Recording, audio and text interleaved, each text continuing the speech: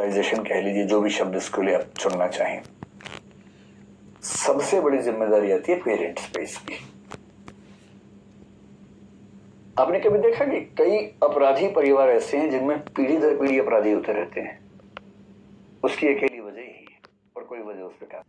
Hello साथियों, इस video में सर बता रहे हैं कि पेरेंट्स को अपने बच्चे के प्रति बहुत अच्छी संस्कार देना बहुत ज़रूरी है। खासकर जब टीनेजर्स में जब बच्चे होते हैं तो उनको अच्छी संस्कार दिए जाए, अच्छी एक सामाजिक प्रतिष्ठा बने आगे चलकर।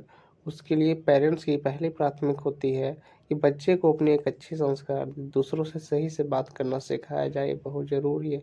देखिए कैसा संस्कार होना चाहिए बच्चों को, सर बता रहे हैं। कुछ पेरेंट्स बहुत तारीफ करते हैं, अरे बेटा तेरे अंदर जो बात है ना बेटा, अरे बेटा तू दुनिया से अलग है बेटा। अब वो बेटा गया किस दिन किसी को पीट के आ गया, क्योंकि बाप ने कहा था बहुत साहसी हो, साहस कहीं तो दिखाएगा ना बच्चा। अब जिस दिन बच्चा किसी को दूसरे बच्चे को पीट के आ गया, देखने की बात है कि उस दिन माँ बाप ने क्या कहा। कुछ माँ बाप कहेंगे ये क्या बात हुई भाई, अजीब हालत है, चलो चल के सॉरी बोलो उसको। एक ये तेवर होता है जो कि ठीक भी है। एक ये होता है कि चलो कोई बात नहीं यार, ठीक है हो जाता है, इसका मतलब पीटा हो कभी कभी कुछ नहीं बोलेंगे। तीसरा क्या होता है, उसने कितने मारे, पापा 2, तूने 8। क्या बात है यार, मेरा बेटा मजाक है। अरे अब कितने साल के बेटा, 8 साल के बेटा, 12 का हो जाए तमंचा दिलवा दूंगा। 12 में तमंचा, 16 में स्टेन गन बेटा, फिर सबको मारना आराम से। जो भी ठीक ड्रेस व्रेस में ना उसको मार देना, है ना, खराब चीजों को देखना अच्छा नहीं होता, मार ही देना उसको। अब जिस दिन बच्चा किसी को दूसरे बच्चे को पीट के आ गया, देखने की बात है कि उस दिन माँ बाप ने क्या कहा। कुछ माँ बाप कहेंगे ये क्या बात हुई भाई, अजीब हालत है, चलो चल के सॉरी बोलो उसको। एक ये तेवर होता है जो कि ठीक भी है। एक ये होता है कि चलो कोई बात नहीं यार, ठीक है हो जाता है, इसका मतलब पीटा हो कभी कभी कुछ नहीं बोलेंगे। तीसरा क्या होता है, उसने कितने मारे, पापा 2, तूने 8। क्या बात है यार, मेरा बेटा मजाक है। अरे अब कितने साल के बेटा, 8 साल के बेटा, 12 का हो जाए तमंचा दिलवा दूंगा।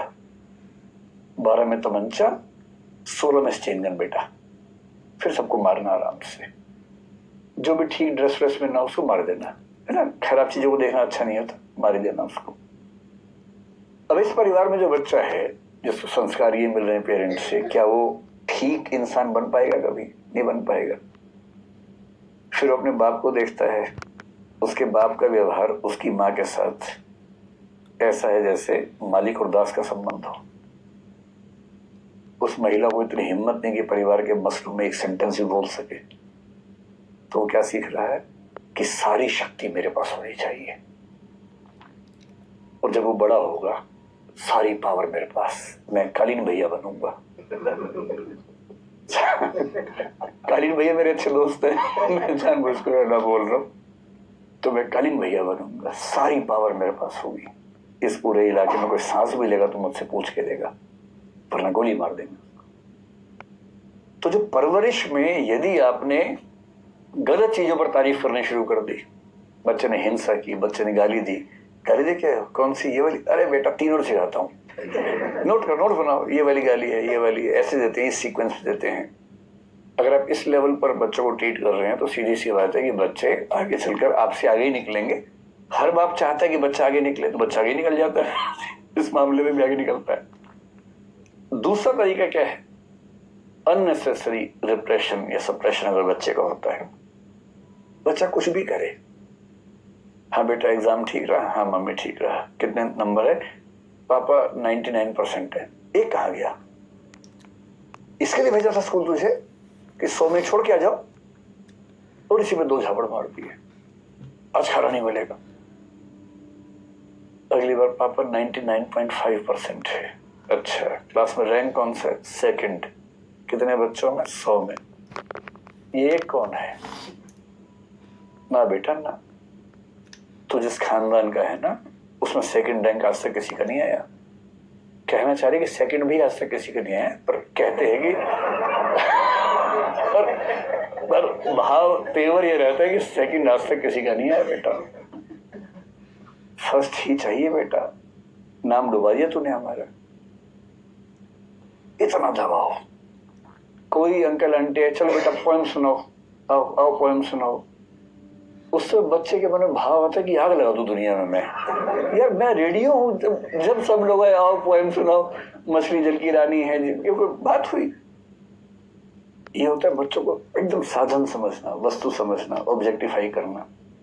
और ये बच्चा डरा हुआ है आपसे, इसलिए जी पापा जी मम्मी बोलता है, पर उसके मन में क्या था आपको अंदाजा नहीं है। विद्रोह का ज्वालामुखी भरता जा रहा है इसके अंदर, हर बात पे डांट खाता है, हर बात पे पिटता है, अच्छा काम करता है फिर भी पिटता है। और इस बच्चे को लेकर रिस्क है कि या तो कभी ये खुद को खत्म कर देगा, नहीं झेल पाएगा, और अगर झेल गया और सफल हो गया जिंदगी में तो इस रास्ते पर चला जाएगा, भीखू मात्र बन जाएगा फिर ये कि पूरा बंबई मेरा है। इसलिए अगर आपके आसपास कोई ऐसा दृश्य दिखे जहां बच्चों की गलत हरकतों को महिमामंडित किया जा रहा हो, ग्लोरीफाई किया जा रहा हो, खतरनाक है। बच्चों को बड़ों से, दूसरे लोगों से तमीज से बात करना सिखाया जाए, ये बहुत जरूरी है। झुकना सिखाया जाए दूसरों के सामने, अपनी गलतियों पर शर्मिंदा होना सिखाया जाए, सॉरी बोलना सिखाया जाए, शेयर करना सिखाया जाए, और सबसे बड़ी बात फेलियर को आसानी से डाइजेस्ट करना सिखाया जाए। आप स्कूल में पहला रैंक ले आएंगे किसी तरह से, जब कॉलेज जाएंगे ना तो वहां 50 स्कूलों के टॉपर आए होते हैं एक साथ, उनमें से एक का फर्स्ट आएगा, 49 जाएंगे कॉम्प्लेक्स में टॉप, और बाकी सब कुंठाओं में चले जाएंगे। इसलिए बहुत जरूरी है विफलताओं को, पराजय को स्वीकार करने की क्षमता, रिजेक्शन झेलने की ताकत। ये नार्सिसिस्ट व्यक्ति रिजेक्शन झेल नहीं सकता। अगर उसने किसी को कहा कि मैं तुझे पसंद करता हूं, ये ऑप्शन नहीं दे रहा कि तुम मुझे पसंद नहीं भी कर सकती हो। मैं करता हूं यानी मैं करता हूं, दिस इज फाइनल। कल हमारी शादी है, पेरेंट्स को लेके आना है या अकेली आओगी, खुद आओगी या उठा के लाए? उसको रिजेक्शन झेलने की आदत नहीं है, उसके अंदर इतना हौसला नहीं है कि रिजेक्शन झेल सके। और इसलिए कहते हैं कि परवरिश सबसे महत्वपूर्ण चीज है, और समाज में पेरेंट्स को ये बहुत ईमानदारी से समझना चाहिए कि अगर वो परवरिश में बड़ी बड़ी बातें सिखा रहे, बेटा IIT करेगा, बेटा उसके बाद कंपनी खोलेगा, बेटा स्टार्टअप करेगा, बेटा ये करेगा, बेटा वो करेगा, उसमें हो सकता है बेटा सब कुछ करे, आपका ही कुछ कर दे बाद में, गड़बड़ है। और दूसरी बात है कि यदि किसी व्यक्ति को जीवन में सफलताएं मिल जाती है अनड्यू, ऐसी सफलता जो वो डिजर्व नहीं करता था और बाई चांस बार बार मिलती जाती है। आमतौर पर क्राइम की दुनिया में ऐसा होता है, क्रिमिनल्स हैं, सब में कंपटीशन है। एक बच्चा अचानक उठा, कॉन्फिडेंस से भर के एक दिन बहुत बड़े गैंगस्टर को सीधे चाकू मार के आ गया, क्योंकि 17-18 साल का, चिंता ही नहीं उसको पता ही नहीं कितना मुश्किल काम कर रहा है, और रातों रात भौकाल हो गया उसका पूरे इलाके में। और एक दिन में 17 साल का बच्चा अचानक, मतलब सब उसका इतना सम्मान, पुलिस के लोग सलाम ठोक रहे हैं अकेले में अंधेरे में आके, बड़े बड़े अपराधी कह रहे आज से आप हमारे बॉस हैं। वो समझ नहीं पा रहा क्या हो गया। ये सोशल मीडिया में भी होता है, आपने एक कुछ गाया वाया, कुछ पोस्ट लिखी, कोई डांस किया, अचानक वो वायरल हो गया, कई लाखों करोड़ों लोगों ने आपका देखा वीडियो, लाइक किया और कहा वाह वाह वाह वाह वाह। ये इस व्यक्ति के खत्म होने की शुरुआत है। अब क्या होगा? ये इतना ऊपर चढ़ गया चने के झाड़ पे, इसका उतरना बड़ा मुश्किल है वापस। अब ये चाह रहे कि मैं फिर से ऐसा डांस करूं, फिर से ऐसे लाइक्स हैं, फिर से आते नहीं है, वो एक ही बार आते हैं, बाई चांस आते हैं। अगली बार आप डांस करेंगे वैसा, तो वैसा नहीं हो पाएगा, उसमें ओरिजिनलिटी नहीं आ पाएगी। और कर भी देंगे तो लोग कहेंगे हाँ हाँ ये वैसा ही है, वैसा ही है। और 1 करोड़ लाइक्स के बदले रह गए 10,000 लाइक्स। उसके पहले 5 भी नहीं आते थे, पर बेंचमार्क आपका 5 नहीं है, बेंचमार्क हो गया 1 करोड़। और आप डिप्रेशन की ओर जा रहे हैं, एंजाइटी की ओर जा रहे हैं। आप बार बार चाह रहे हैं मैं उस चीज को दोहरा सकूं जो दोहराना संभव नहीं है, क्योंकि सोशल मीडिया की दुनिया में रोज नया स्टार बनना है। कोई सुंदर व्यक्ति कल आएगा, अचानक कुछ कर देगा, लोग उसके पीछे दीवाने हो जाएंगे। आपकी सुंदरता एक बार देख ली। ऐसे कई लोग हमने देखे पिछले 10 साल में जो सड़क पर थे, गरीब थे, अच्छा गाना गाते थे, अचानक पॉपुलर हुए, पॉपुलैरिटी झेल नहीं पाए और उसके बाद सब खत्म हो गया। ये एक ट्रैप होता है, ट्रैप। इस ट्रैप को, ये जो अनड्यू सक्सेस होती है, और अगर ये 2-3 बार मिल जाए लगातार, तब तो संभालना बड़ा मुश्किल काम। और कुछ लोग कहते हैं कि बायोलॉजिकल फैक्टर्स भी होते हैं, कुछ हार्मोन्स वगैरह भी होते हैं, लेकिन वो तो एक अलग मामला है जिस पर हमें ध्यान देना चाहिए। वो ये है कि हम अपने समाज में बच्चों को ये समझाएं, क्या समझाएं, क्या क्या लेसन्स हो सकते हैं, क्या ध्यान रखना चाहिए, प्रिकॉशंस अगर कहना हो तो क्या होनी चाहिए। कल को जब आप पेरेंट्स होंगे तो विशेष रूप से काम आएगा। अभी भी छोटे भाई बहन तो होंगे ही आपके, उनको तो सिखा ही सकते हैं। सबसे पहले सिखाना है कि रिजेक्शन भी सीखें,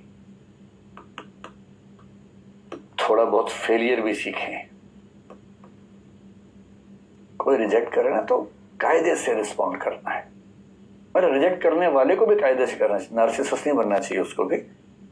लेकिन अगर रिजेक्शन हो जाए तो ये नहीं कि अच्छा मुझे मना किया, मुझे ये नहीं, इतना ही कि अच्छा ठीक है कोई बात नहीं, एज यू विश। सबसे अच्छा तो ये होता है मस्त मौला होना चाहिए व्यक्ति को। आपने किसी को प्रपोज किया, उसने रिजेक्ट कर दिया, शिफ्ट डिलीट मारिए, पूछे कि उसने रिजेक्ट किया था, याद आती है? और आप कहें कौन, किसकी, कौन है ये? अरे तू नहीं, कोई और से। ऐसा क्या, इतनी बड़ी दुनिया में क्या मतलब है किसी एक व्यक्ति के बीच पागल होने से? ऐसी फेलियर सस्ता से ठीक है भाई, हर आदमी कैसे सफल हो सकता है हर चीज में, ठीक है। हमने कोशिश की, 50 बच्चे क्लास में पढ़ते हैं, मैंने कोशिश की पर मेरा 8वां रैंक आया। मैं 42 से ऊपर हूं, मैं ये भी तो देखूंगा। 7 से पीछे हूं, ठीक है, एक पक्ष ये भी है, पर 42 से ऊपर भी हूं। दोनों के बीच में मेरा सेल्फ एग्जिस्ट करता है, तो उस सेल्फ को मैं समझूंगा। तीसरी बात है कि ये वाला संस्कार की विनम्रता के साथ अपने बड़ों से और बाकी लोगों से भी, केवल बड़े ही क्यों, किसी के साथ भी पेश आने की जो तमीज है वो तमीज तो होनी चाहिए।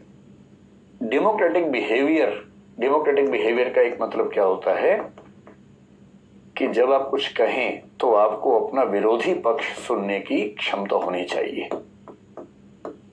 भाई आपकी राय से सब लोग क्यों सहमत होंगे? कोई आपको बता सके कि सर आपकी बात ठीक है पर मुझे ये बातें सहमति की नहीं लग रही है आपसे। ये ना हो कि अगर ये बोला तो मैं पिटूंगा उसके बाद, नहीं, ये भरोसा हो लोगों को आपके साथ बात करते हुए कि अगर आप उनके विरोध की बात भी करेंगे तो आप शालीनता से सुनेंगे और उसमें से काम की बात को निकाल के स्वीकार भी कर लेंगे।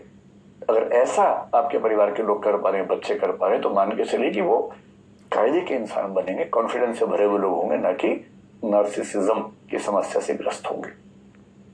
ये बेसिक बातचीत मैंने इसके बारे में कर ली है। अब आपके मन में जो भी सवाल